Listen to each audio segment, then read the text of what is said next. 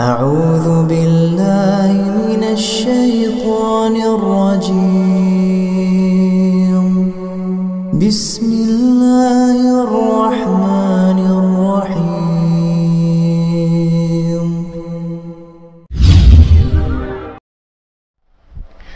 Assalamualaikum warahmatullahi wabarakatuh.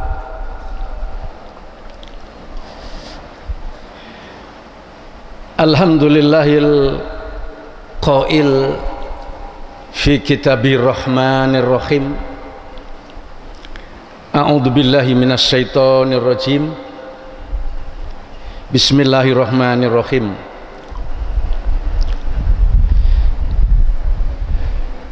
Wa minal laili fatahajjat bihi nafilatan lak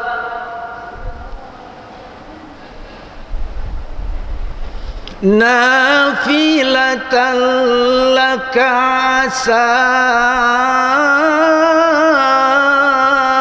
ayyab'atsaka rabbuka maqaman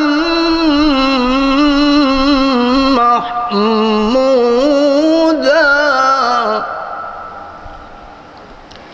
fi surati Al-Isra. Sadaqallahul adim. Allahumma salli wa sallim ala Muhammad, ala Sayyidina Muhammad wa ala alihi wa ashabihi ajma'in adada ni'amillah wa ifdolih. Jamaah kaum muslimin muslimat, jamaah masjid mujahidin yang selalu dicintai oleh Allah, selalu dimuliakan oleh Allah, selalu bersama Allah. Mengapa demikian? Karena kita semua ini insya Allah diberi anugerah takwa. Takwa itulah yang mengantarkan kita dihormati, dimuliakan, dicintai oleh Allah Subhanahu wa ta'ala. Insya Allah pagi ini bagi Bapak Ibu yang menikmati suasana ini pertengahan bulan Sya'ban, dan ini ada sunnah yang kebetulan selalu bersamaan di bulan Sya'ban, tanggal 15 bulan Qamariyah atau tahun Hijriyah, selalu bersamaan dengan puasa Ayyamul Bid, puasa yang kata Rasulullah hari-hari putih, Ayyamul Bid. Mengapa disebut hari-hari putih?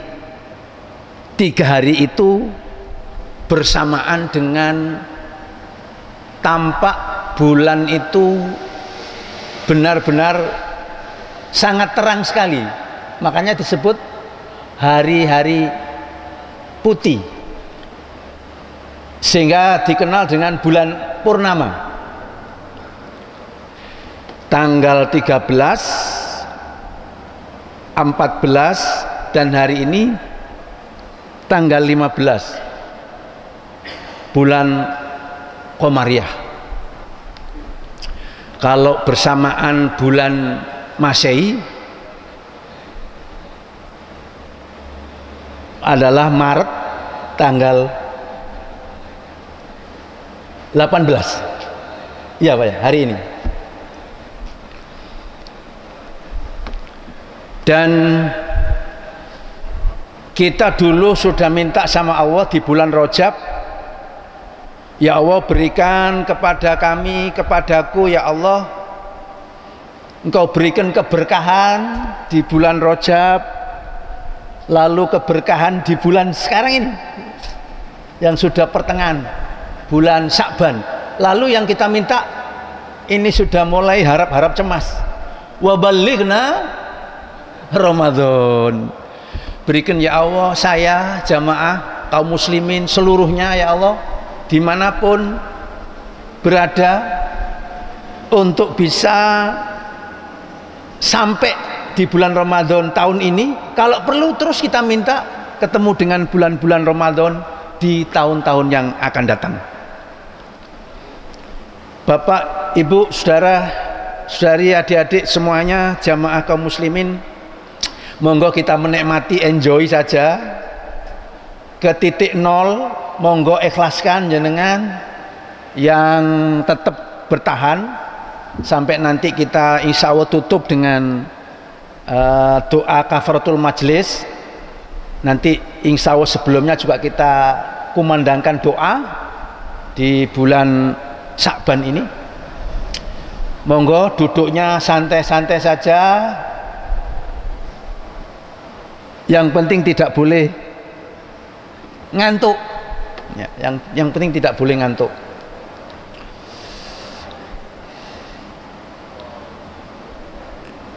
Suasana hati ya Bapak dan Ibu itu berpengaruh terhadap kondisi kesehatan manusia, sangat berpengaruh. Hampir 80% orang itu menjadi sehat atau tidak itu sangat dipengaruhi. 80% itu adalah suasana hati. Yang 20% itu dari asumsi makanan, minuman yang kita makan, yang kita minum. Jadi prosentasinya itu yang berpengaruh terhadap kesehatan kita itu sangat dominan adalah hati, kesehatan hati. Sehingga insya Allah 15 hari lagi dari sekarang ini kita akan menyongsong, saya selalu menyebut, tidak pernah bosan-bosan, akan masuk di bengkel. Saya sering berulang-ulang masuk ke bengkel. Apa namanya bengkel itu Bapak, Ibu? Ramadan. Ramadan itu sebuah bengkel yang akan men-tune up, yang akan menservis. Jenengan punya kendaraan lalu dimasukkan ke bengkel yang namanya Ramadan, yang diservis tidak hanya semata-mata fisiknya, tapi juga diservis rohaninya. Dan rohani itu sangat berpengaruh untuk kesehatan fisik. 80% kesehatan fisik itu dipengaruhi oleh rohani. Tune up, turun mesin, yang beberapa Jumat yang lalu sudah kami sampaikan. Ada 12 dampak manfaat kalau jenengan dengan saya, dengan siapapun, kalau puasa itu menyehatkan fisik dan menyehatkan rohani.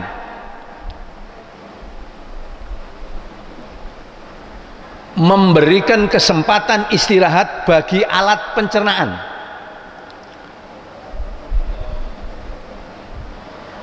membebaskan tubuh dari virus, kotoran dan sampah. Lalu yang ketiga, menjadikan kulit semakin sehat, kulit, dan menjadi berseri-seri, menjadikan kulit sehat dan berseri-seri. Yang keempat, memblokir makanan bagi bakteri, virus, dan sel kanker. Yang kelima, menambah jumlah sel darah putih. Itu menurut Profesor Hembing, kalau sudah pada hari yang ketujuh, masuk hari ketujuh, itu sel darah putih jumlahnya semakin meningkat sangat banyak. Dalam bahasa kesehatan itu, jenengan semua menjadi imun, menjadi kebal. Lalu yang keenam, menyeimbangkan antara kadar asam dan basa. Yang ketujuh, meningkatkan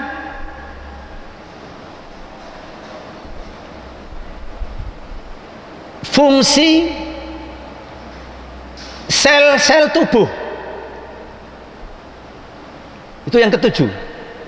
Yang kedelapan, meningkatkan fungsi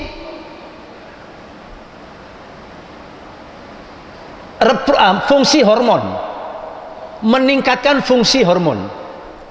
Lalu yang kesembilan, meningkatkan daya serap makanan dengan puasa. Monggo saat-saat begini Bapak Ibu semuanya, Allahumma balikna Ramadan, Allahumma balikna Ramadan.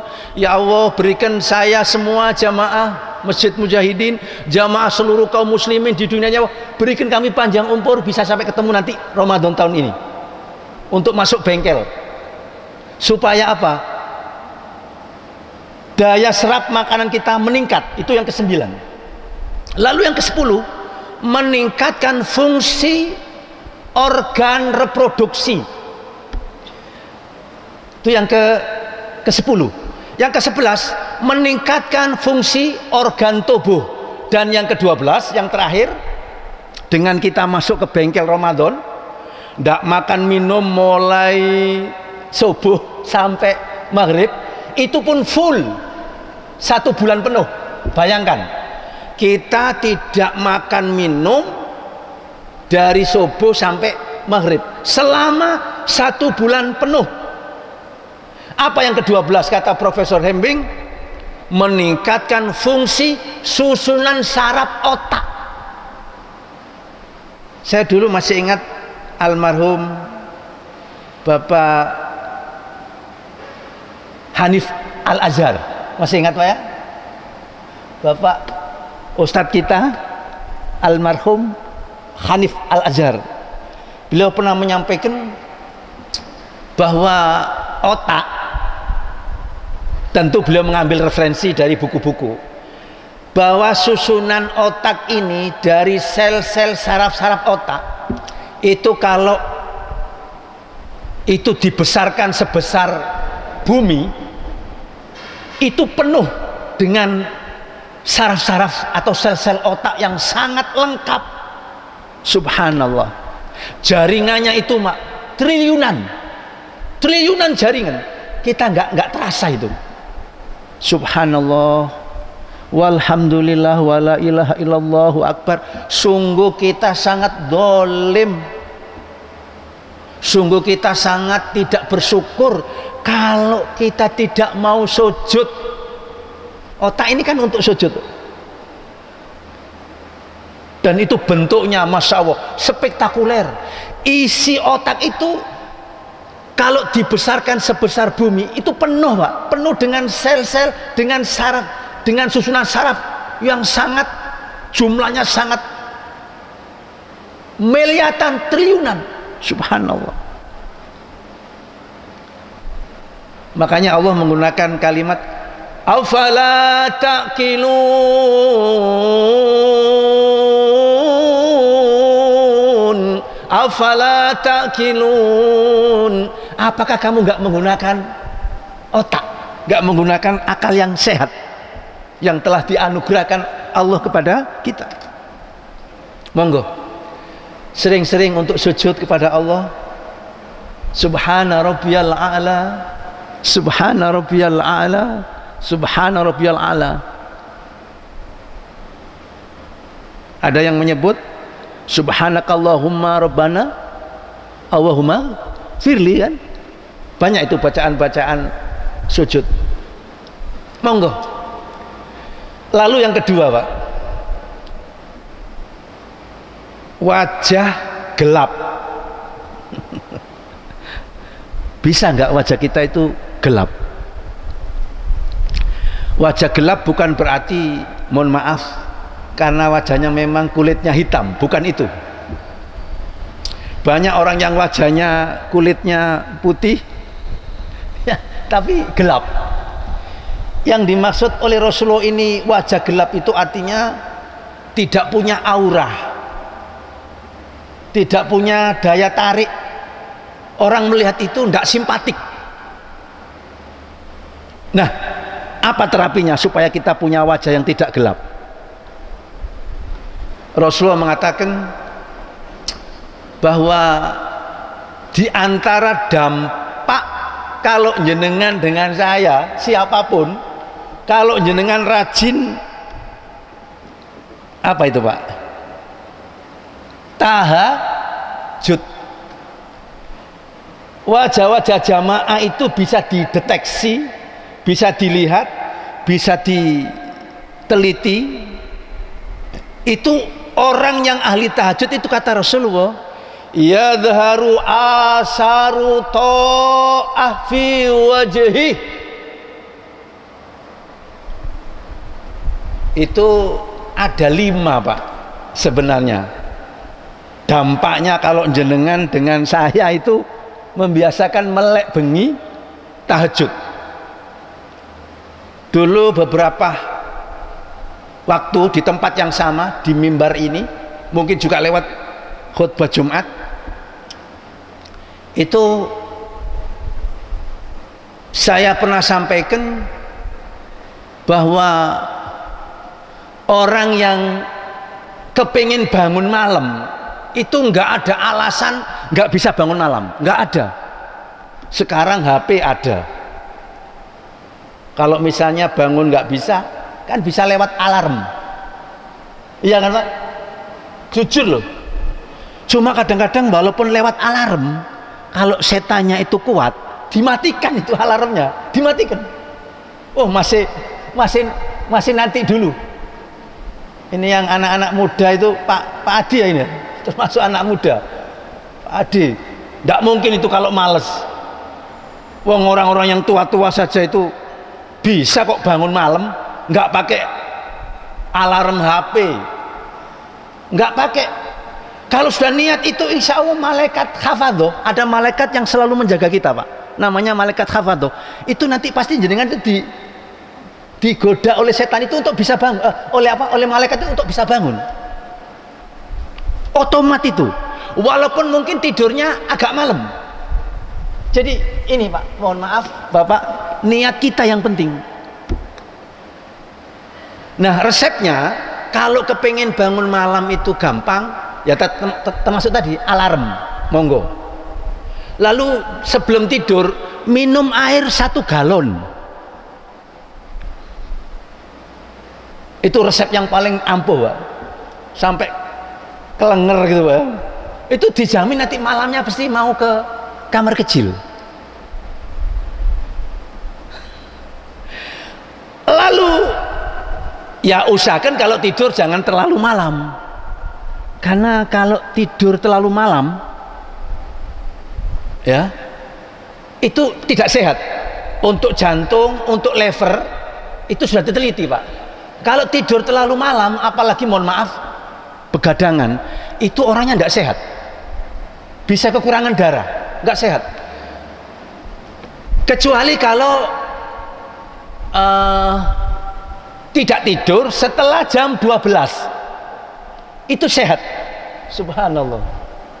Makanya Rasulullah kalau menyuruh kita bangun malam itu kan diawali dengan sulusul lail, 1/3 malam. Tentunya ya mulai dari awal jam setelah jam 12 itu Pak, setelah jam 00, apalagi kata Rasul semakin mendekati subuh itu malaikat turun, Allah pun juga turun di langit yang paling bawah. Subhanallah. Dan Rasul mengatakan orang yang ahli tahajud itu mendapatkan keuntungan 5 hal di dunia. Ada 5 manfaat. Apa yang pertama? Yarfa'u minal afat. Orang itu diangkat dari bencana. Insya Allah orang ini dilindungi dari bencana. Nah yang kedua ini Pak, yang tadi saya sampaikan, apa manfaatnya supaya kita ini wajahnya nggak gelap, supaya wajahnya itu punya aura, supaya wajahnya itu berseri-seri. Yadharu asaru ta'afi wajhi. Orang itu kalau membiasakan sholat malam, sholat tahajud, yang tadi sudah saya baca di awal ceramah itu di surat Al-Isra. Wa minal laili fatahajjad bihi nafilatan lak asa an yab'atsaka rabbuka maqaman mahmuda asa ayab'asaka rabbuka maqaman mahmuda. Sebagian malam wahai seluruh hamba-hambaku, kata Allah, bangunlah. Setelah tidur itu lebih afdol Pak, tapi kalau sebelum tidur pun boleh, cuma afdolnya setelah tidur. Buktinya kalau kita traweh itu kan belum tidur, traweh Ramadan itu kan salat tahajud, itu salat tahajud. Jadi orang yang biasa tahajud, jangankan bulan Ramadan, wong tiap bulan sudah tahajud dan tiap hari, masuk Ramadan itu sama dengan apa Pak? Wisata, refreshing, tambah semangat. Tarawih itu salat tahajud dimulai setelah Isya. Sebab kalau dimulai setelah tidur, apalagi ini sudah menjadi budaya di Indonesia, mungkin jarang ya Pak yang mau ke masjid. Maka langsung setelah sholat Isya langsung sholat tarawih. Hampir di masjid-masjid manapun di Indonesia seperti itu kalau Ramadan. Lalu ada jadwal ceramah, termasuk di Masjid Mujahidin ini ada ceramah subuh ya, ada ceramah setelah tarawih. Dan sebelumnya di luar Ramadan ada ceramah subuh, ada ceramah setelah maghrib. Itu tiap hari. Monggo. Sebagian malam hendaklah wahai hamba-hambaku, kata Allah, bangunlah tengah malam untuk tahajud. Tidak semua malam, sebagian malam. Ambil, bangun tengah malam, bertahajudlah kamu akan diberi, kata Allah, maqamam mahmuda, maqamam mahmuda, diberi makom, diberi kedudukan yang terpuji. Jadi orang yang tahajud itu Pak, pertama diangkat dari bencana, kata Rasulullah. Yang kedua, yadharu asarut ta'ah fi wajhi, tampak wajahnya itu auranya tidak gelap, berseri-seri dari bekas taatnya kepada Allah. Lalu yang ketiga, yuhibbuhu ibadi sholihin wan nasi ajmain. Yuhibbuhu, disenangi orang itu yang ahli tahajud tadi itu oleh seluruh hamba-hamba Allah yang soleh dan juga hamba-hamba Allah yang tidak soleh. Jadi hamba Allah yang soleh itu simpatik sama orang yang ahli tahajud. Tidak cukup hanya orang-orang soleh yang simpatik sama orang yang ahli tahajud, tapi juga semua manusia itu simpatik, Pak, terhadap orang yang ahli tahajud. Jangan heran kalau Rasulullah itu, Pak, ketika mau dibunuh oleh musuh, musuhnya langsung simpatik, gemetar. Ini fakta. Kenapa Rasulullah itu kok mau dibunuh sama Daksur, kok justru pedangnya jatuh? Itu karena apa, Pak? Kadar kekuatan bahwa orang yang ahli tahajud itu disenangi orang-orang soleh. Ya tentu coba, orang soleh pasti senang. Ya Bu ya, ya Pak ya. Orang yang tidak soleh pun itu simpatik sama orang yang ahli tahajud. Jadi kawan maupun lawan itu simpatik, Pak, terhadap orang yang apa? Ahli tahajud. Lalu yang keempat, ini penting Bapak Ibu, wa yaj'aluna hakiman. Orang yang ahli tahajud itu diberi orang yang menjadi orang yang bijak. Jadi kalau Bapak Ibu kepingin mendapatkan seseorang itu bijak, bijaksana, itu indikatornya orang ini insya Allah ahli tahajud. Termasuk pemimpin, Pak, termasuk pemimpin. Jadi mulai level presiden sampai level Pak RT Bu RT, sampai level pemimpin rumah tangga, sampai level jenengan masing-masing ini, termasuk Pak Hasan ini yang di depan saya ini kan pemimpin, Pak, pemimpin diri sendiri, pemimpin rumah tangga, pemimpin RT, pemimpin RW, pemimpin camat, kelurahan ya, pemimpin kelurahan, pemimpin camat, bupati, wali kota, gubernur, DPR, MPR, sampai wakil presiden, sampai presiden. Kalau orang-orang ini ahli tahajud, kata Rasulullah, wa yaj'aluhu hakiman, Allah akan menjadikan orang itu hakim. Orang itu, Allah akan jadikan orang itu menjadi hakim, hakim yang bijak, hakim yang bijaksana. Pasti itu, Pak. Yang kelima, itu masih di dunia. Jadi orang yang ahli tahajud itu diuntungkan di dunia, sudah dapat 5 itu. Nah, yang kelima itu apa? Ayyufaqihu fiddin. Orang itu dijamin diberi kefahaman tentang agama. Orang itu faqih, Pak. Orang itu insya Allah walaupun tidak harus belajar agama secara spesial, tidak harus dari pondok pesantren, tapi orang ini diberi kepahaman untuk mengenal agama dengan baik. Ayyufaqihu fiddin.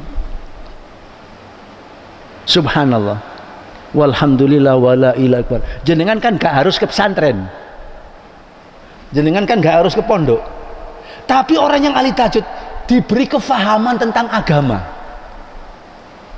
Dan banyak kan orang yang tidak harus mondok tapi lebih hebat. Betul loh, Pak. Malah situ kok pondok malah ndak bener. Justru yang ndak harus dari pondok, walaupun dari pondok Chandra atau pondok maritim. Jadi apakah jaminan orang yang jebolan pesantren atau pondok itu lebih bagus daripada yang jebolan pondok maritim sama pondok Chandra? Belum tentu, Bapak Ibu. Ada loh orang yang menteri tahajud terusan, tidak pernah absen. Saya jebolan pondok tidak tahu tahajud, ada. Bahkan malah ngerusak. Nauzubillah min dzalik. Cuma itu oknum, Pak. Sekali lagi, itu kalau ada jebolan pesantren kok merusak, itu oknum.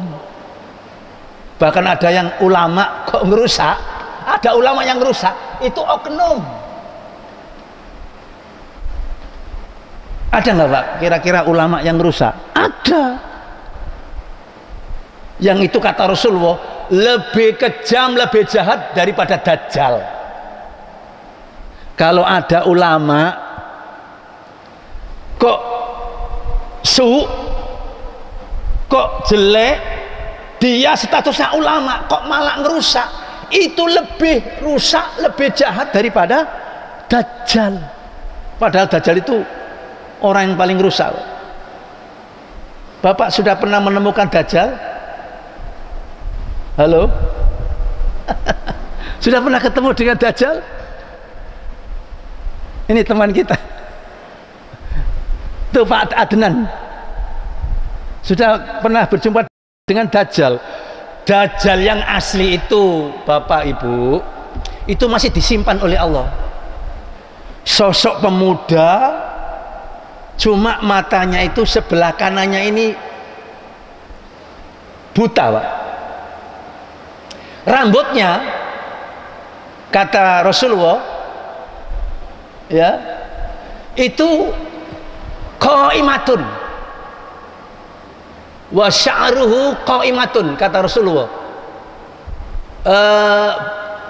Asli Dajjal itu pemuda yang matanya ainuhu qatotoh, matanya itu yang kanan ini apa istilahnya itu, Pak? Buta. Wa sya'ruhu qaimah, dan rambutnya itu keriting. Jadi kalau nyenengan ada orang yang rambutnya keriting itu bukan Dajjal itu, Pak. Itu memang rambut keriting itu memang ada pemberian Allah. Ini keriting tapi Dajjal. Nanti kata Rasulullah itu keluar baina Sam wal Iraq, keluar antara Sam dan Irak. Tahu, Pak, negara Sam itu? Sam itu Syria. Kemudian Libanon, ya, lalu Yordania sama Palestina. Jadi nanti keluarnya nggak dari Indonesia, Pak. Keluarnya nanti dari wilayah antara Sam dan Irak, yaitu nanti di antara Syria, Libanon, Yordania sama Palestina. Asli, Pak, itu nanti. Nah, saya melanjutkan yang kalau itu nanti ceritanya di lain hari aja, Pak, ya, mengenai masalah Dajjal itu. Cuma pertanyaannya, Dajjal yang asli memang belum muncul, dan itu kata Rasulullah masih dirantai, Pak, masih dibelenggu, masih dirantai. Sebenarnya dia sudah mau keluar itu, dibelenggu, dirantai. Dia sebenarnya mau melepaskan diri, tapi belum diizinkan oleh Allah. Cuma watak-watak pengikut-pengikut Dajjal sudah ada, Pak. Sejak dulu sampai sekarang sudah ada. Di antaranya apa, Pak? Pengikut Dajjal itu Yahudi, orang Yahudi. Lalu yang kedua siapa, Pak? Iblis dan setan. Lalu yang ketiga, nanti ini kalau perlu di episode lain aja, Pak, ya, temanya nanti biar biar temanya nggak bercabang-cabang. Kita hari ini temanya masih pada masalah tadi apa itu, Pak? Wajah gelap. Untuk menghindari agar kita tidak wajahnya gelap, jangan lupa sehari-hari kita melakukan apa, Pak? Tahajud.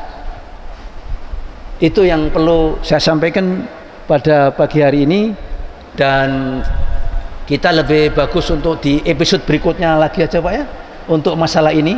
Jadi kita sudah membicarakan mengenai orang yang kalau sering sakit jangan sampai tidak puasa. Yang kedua, kalau kita ingin wajahnya itu tidak gelap, apa yang kita lakukan, Pak? Bengi bangun melek terus tahajud.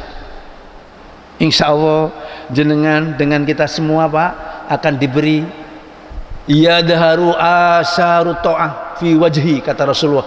Orang itu akan tampak di wajahnya tidak gelap, berseri-seri, auranya itu berwibawa, dan insya Allah menjadi orang yang tadi kata Rasulullah itu di samping dihindari dari apa tadi, Pak? Bencana, wajahnya berseri-seri tidak gelap, orang itu dicintai baik kawan maupun lawan. Ini yang penting. Yang keempat, orang itu dijadikan orang yang bijaksana. Dan yang kelima, orang itu insya Allah diberi apa, Pak? Diberi apa? Ahli, mengerti tentang masalah agama, diberi kefakihan di dalam agama Islam ini. Demikian yang bisa kami sampaikan. Mari Bapak Ibu, waktunya juga kita bagi supaya batas. Mari kita berdoa sebelum kita tutup dengan doa kafaratul majlis. Bismillahirrahmanirrahim. Alhamdulillahi Rabbil Alamin. Allahumma salli ala Muhammad. Allahumma salli ala Sayyidina Muhammad wa ala alihi wa sahbihi ajmain. Ya Allah, ampuni dosa-dosa kami ya Allah, baik yang dahulu maupun yang akan datang, baik yang kecil maupun yang besar, baik yang terang-terangan maupun yang sembunyi-sembunyi ya Allah, yang kami lakukan, seluruh dosa-dosa kami ya Allah, ampunilah kami masing-masing semuanya ini. Dan ya Allah, jangan lupa kami mohon ampuni dosa-dosa seluruh masing-masing orang tua kami ya Allah. Ampunilah masing-masing kedua orang tua kami ya Allah. Ampuni kedua orang tua kami. Warhamhuma kama rabbayani shaghira, dan sayangilah kedua orang tua kami sebagaimana kedua orang tua kami telah menyayangi di waktu kami masih kecil ya Allah. Dan ampuni dosa seluruh kaum muslimin muslimat, khususnya yang sudah meninggal ya Allah, ahli kubur maupun yang masih hidup bersama-sama kami. Amin amin ya rabbal alamin. Ya Allah, di saat kami nanti jamaah Masjid Mujahidin ini keluar dari masjid ini setelah sholat duha atau sholat syuruk, ketika kami nanti meninggalkan masjid ini ya Allah, masing-masing bukakanlah pintu rezeki dari langit bumimu ya Allah, rezeki yang halal, yang barokah, yang luas, yang banyak, yang barokah ya Allah. Dan berikan kepada kami kesehatan jasmani rohani, panjang umur, yang baik amalnya ya Allah. Dan di saat meninggal yang husnul khotimah. Berikan ya Allah kepada kami jamaah kaum muslimin seluruhnya untuk bisa bertemu dengan Ramadan tahun ini ya Allah. Wa ballighna Ramadan, wa ballighna Ramadan, wa ballighna Ramadan. Berikan ya Allah kesempatan kami panjang umur, baik amalnya, selalu ketemu dengan Ramadan ya Allah tiap tahun, amin. Dan di saat meninggal berikan kami yang meninggal yang husnul khotimah. Rabbana atina fid dunya hasanatan wa fil akhirati hasanatan wa qina adzabannar. Subhana rabbika rabbil izzati amma yasifun wa salamun alal mursalin walhamdulillahi rabbil alamin. Mari Bapak, Ibu, Saudara, Saudari untuk ditutup dengan doa kafaratul majlis. Subhanakallahumma wa bihamdika asyhadu an la ilaha illa anta astaghfiruka wa atubu ilaik. Assalamualaikum warahmatullahi wabarakatuh.